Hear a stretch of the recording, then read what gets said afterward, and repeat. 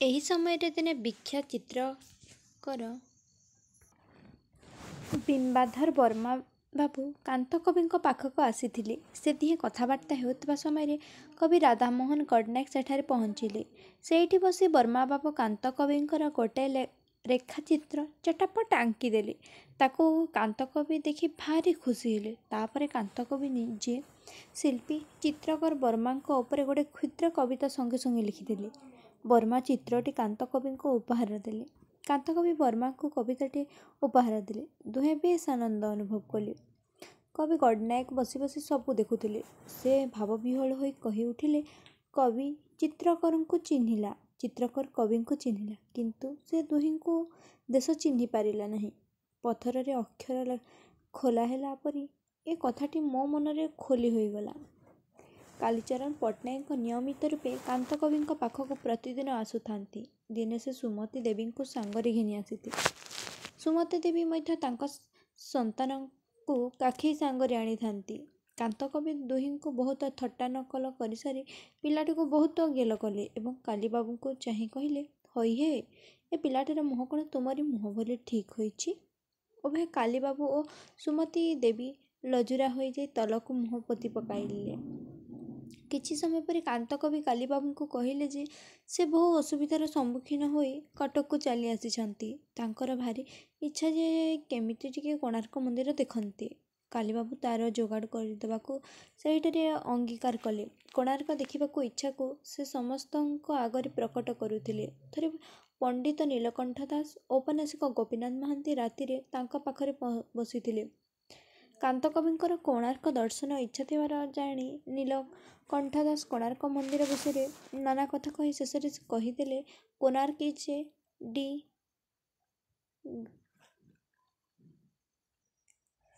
The greatest one of Odia culture.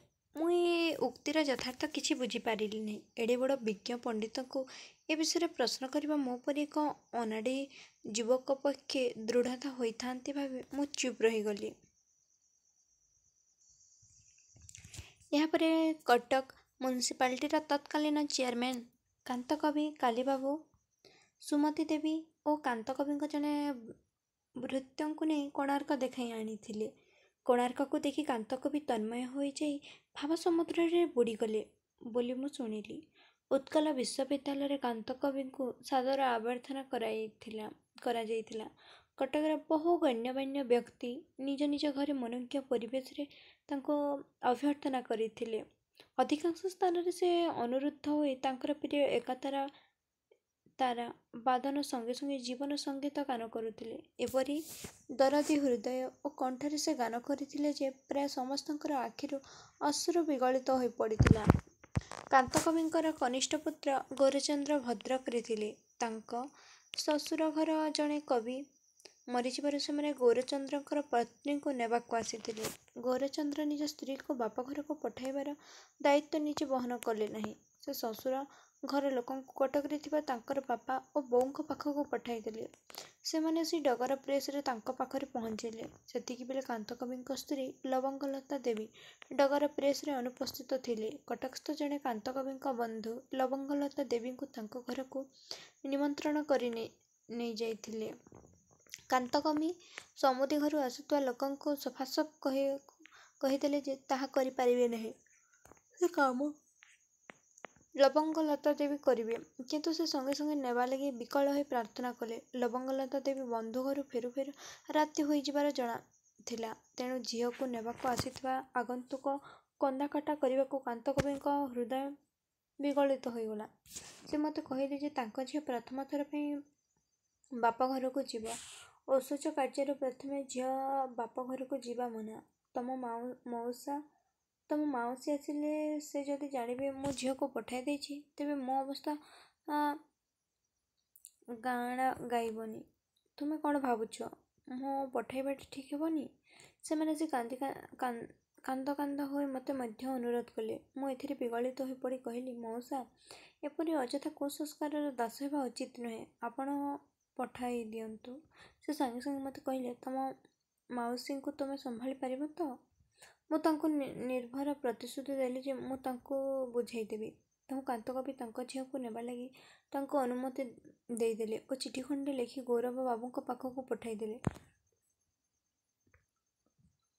ସେମାନେ ଛାଟିପିଟି ହୋଇ ଭଦ୍ରକ ପଳାଇଗଲେ। ସେମାନଙ୍କ ଯିବା ପରେ କାନ୍ତକବି ମୋତେ କହିଲେ, ଜିଉ, ତୁମ କଥାରେ କେବଳ ମୁଁ ପଠାଇଦେଲି। ତୁମ ମାଉସୀ ସେ କେଡ଼େ ରାଗୀ ତୁମେ ଜାଣିନ? ସେ ଏଠି ଆସିବା ମାତ୍ରେ ଏକ ଭୂମିକମ୍ପ ସୃଷ୍ଟି କରିବେ।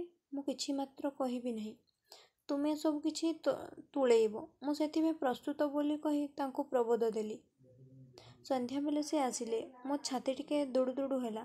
ମୁଁ ବାହାର ଅଫିସ ଘରେ ଯାଇ ବସିଲି। ସେ ଆସିବା ମାତ୍ରେ କାନ୍ତକବିଙ୍କ ସହିତ ତାଙ୍କର କଥୋପକଥନ ମୋତେ ପ୍ରଥମେ କିଛି ଶୁଭିଲା ନାହିଁ। ତାପରେ ମାଉସୀଙ୍କର ପ୍ରଚଣ୍ଡ କ୍ରୋଧ ଓ ଗାଳିଗୁଲଜ ଶୁଣି ମୁଁ ଛାନିଆରେ ଘରକୁ ପଳାଇଗଲି। ମାଉସୀ ଏଡ଼େ ରାଗୀ ବୋଲି ମୁଁ ସ୍ୱପ୍ନରେ ସୁଦ୍ଧା ଭାବିନଥିଲି। ପ୍ରାୟ ଘଣ୍ଟାକ ପରେ ପୁଣି ଆସି କାନ୍ତକବିଙ୍କ ପାଖରେ ପଡ଼ିଥିବା ଖଟରେ ଯାଇ ବସିଲି। ସେତେବେଳେ ସେ ସବୁ ଚୁପଚାପ ହୋଇଯାଇଥିଲେ। ଲବଙ୍ଗଲତା ଦେବୀ କାନ୍ତକବିଙ୍କ ପିଠିକୁ ବସି ଆଉଁଶୁଥିଲେ।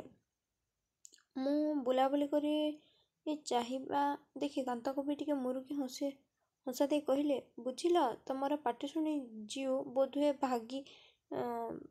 ଭାବିଥିଲେ ଯେ ତମର ଆଉ ମୋର ଭିତରେ ଛାଡ଼ପତ୍ର ଯାଏ କଥା ଉଠିଯାଇଛି। ଏବେ ଆମେ ଏକାଠି ବସିଥିବା ଦେଖି ସେ ବାଲୁ ବାଲୁ କରି ଚାହୁଁଛି। ମୁଁ ହୋ ହୋ ହୋଇ ହସି ଉଠିଲି। ମାଉସୀ ମୋତେ ସମ୍ବୋଧନ କରି କହିଲେ, ତୁମେ ତ ଘର କରଣ କଥା ଜାଣିନା, ତେଣୁ ଏଡ଼େ ବଡ଼ କାମଟା କରିଦେଲ। ଏମିତିଆ ଭୁଲ କାମ ଆଉ କେବେ କରିବନି। ମୁଁ ମେଣ୍ଢା ଛୁଆଟେ କରି କହିଲି, ପ୍ରକୃତରେ ମୁଁ ଏତେ ନଟଖଟ କଥା କୁଆଡ଼ୁ ଜାଣିବି? ଯାହା ହେଉ ମୁଁ ଗୋଟେ ଜ୍ଞାନ ପାଇଲି। ଏମିତିଆ ଭୁଲ ଆଉ କେବେ କରିବିନି। ଦୁହେଁ ମୁରୁକି ହସା ଦେଲେ। ମୋର ନେଞ୍ଚାରା କୋତରା ହସଟା ତାଙ୍କର ମୁରୁକିଆ ହସ ସଙ୍ଗେ ସମାନ ଥିଲା। ତାଙ୍କର ପ୍ରତ୍ୟେକ କଥାର ହାସ୍ୟରସ ଭରପୁର ଥିଲା। ଥରେ ଗୋଟାଏ ସାମାନ୍ୟ କଥା ସେ କହିଲେ ଯେ ତାଙ୍କର ଜଣେ ଆତ୍ମୀୟ ଅଜାଣତରେ ହଠାତ୍ ତାଙ୍କ କୋଠରୀ ଭିତରକୁ ପଶି ଆସିଲା। ତାଙ୍କୁ ଜଣେ ବନ୍ଧୁକ ସାଙ୍ଗରେ ଆସିଥିବାର ଦେଖି ସେ ଜିଉ ଓ କାମୁଡ଼ି ପଛାଇ ଆସି ଘରୁ ବାହାରିଗଲା। ପାଖ ଲୋକେ ଜଣକ କାନ୍ତକବିଙ୍କୁ ପଚାରି, ଏ କ'ଣ ହେଲା? ସେ କହିଲେ, ତାଙ୍କ ଦେହର ସମସ୍ତ ଅଂଶ ସେ ମୋତେ ଦେଖାଇଅଛନ୍ତି। ଜିଭଟା ଦେଖାଇ ନଥିଲେ। ଆଜି ସେ ତାହା ଦେଖାଇଦେଲେ। ଏହା ଶୁଣି ଆମେ ତ ହସରେ ନେଞ୍ଚାରା କୋତରା ହେଲୁ। ସେ କିନ୍ତୁ ମୁହଁ ଉପରେ ଟିକିଏ ମୁରୁକି ହସାର ଚିହ୍ନ ରଖି ଚୁପ୍ ହୋଇ ବସି ରହିଲେ। କାନ୍ତକବି ନିଜର ଜ୍ୟେଷ୍ଠ ପୁତ୍ର ନିତ୍ୟାନନ୍ଦ ବାବୁଙ୍କ ତୀବ୍ର ବ୍ୟଙ୍ଗ କରିବାକୁ ଛାଡ଼ୁ ନଥିଲେ। ଥରେ ଏକ ଦମ୍ପତି କାନ୍ତବାବୁଙ୍କୁ ଶଙ୍ଖୋଳିବାକୁ ତାଙ୍କ ନିକଟରେ ଆସି ପହଞ୍ଚିଲେ। ନିତ୍ୟାନନ୍ଦ ବାବୁ ତାଙ୍କ କଡ଼ ଘରରେ ଥାନ୍ତି।